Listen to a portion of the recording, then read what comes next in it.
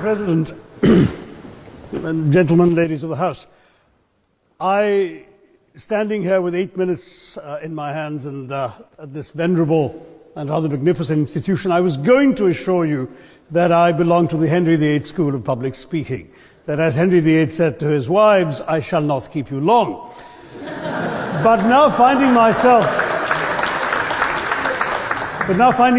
the seventh speaker out of 8 in what must already seem a rather long evening to you, I rather feel like Henry VIII's last wife. I more or less know what's expected of me, but I'm not sure how to do it any differently.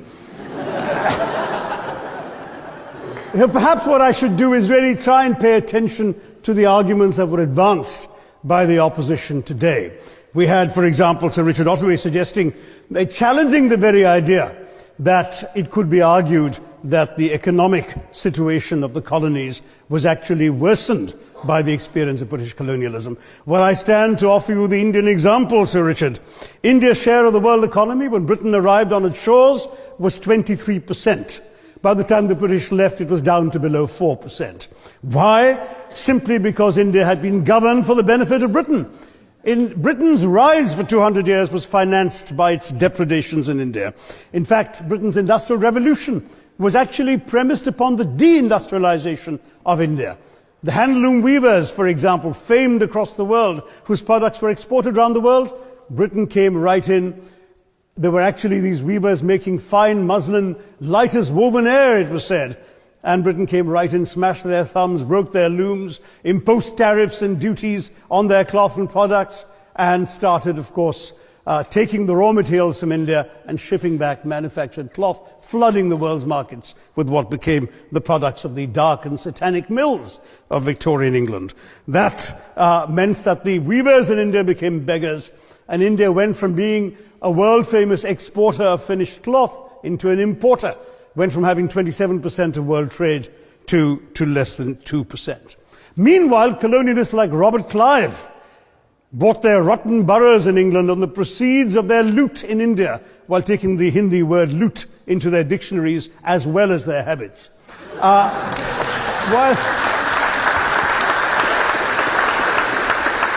And the British had the gall to call him Clive of India, as if he belonged to the country, when all he really did was to ensure that much of the country belonged to him. By the end of the 19th century, the fact is that India was already Britain's biggest cash cow, the world's biggest purchaser of British goods and exports, and the source of highly paid employment for British civil servants. We literally paid for our own oppression. And as has been pointed out, the wealthy Victorian British families that made their money out of the slave economy, 1/5 of the elites of the wealthy class in Britain in the 19th century owed their money to transporting 3 million Africans across the waters. And in fact, in 1833, when slavery was abolished, what happened was that a compensation of £20 million was paid, not as reparations to those who had lost their lives or who had suffered or been oppressed by slavery, but to those who had lost their property. I was struck by the fact that your Wi-Fi password at this union commemorates the name of Mr. Gladstone, the great liberal hero. Well, I'm sorry, his family was one of those who benefited from this compensation. Staying with India, between 15 and 29 million Indians died of starvation in British-induced famines. The most famous example, of course, was the Great Bengal Famine during the Second World War, when 4 million people died because Winston Churchill, deliberately as a matter of written minuted policy, proceeded to divert essential supplies from civilians in Bengal to sturdy Tommies and Europeans as reserve stockpiles. He said that the starvation of anyway underfed Bengalis mattered much less than that of sturdy Greeks. This is Churchill's actual quote. And when conscience-stricken British officials wrote to him, pointing out that people were dying because of this decision, he peevishly wrote in the margins of the file, "Why hasn't Gandhi died yet?" So all notions that the British were trying to do their colonial enterprise out of enlightened despotism, to try and bring the benefits of colonialism and civilization to the benighted heathen. I'm sorry, Churchill's conduct in 43, simply one example of many that gave a lie to this myth. As others have said on the proposition, Violence and racism were the reality of the colonial experience. And no wonder that the sun never set on the British Empire, because even God couldn't trust the English in the dark. Let me take World War I as a very concrete example, since the first speaker, Mr. Lee, suggested these things couldn't be quantified. Well, let me quantify World War I for you. Again, I'm sorry, from an Indian perspective, others have spoken of other countries. 1/6 of all the British forces that fought in the war were Indian. 54,000 Indians actually lost their lives in that war. 65,000 were wounded. Another 4,000 remained missing or in prison.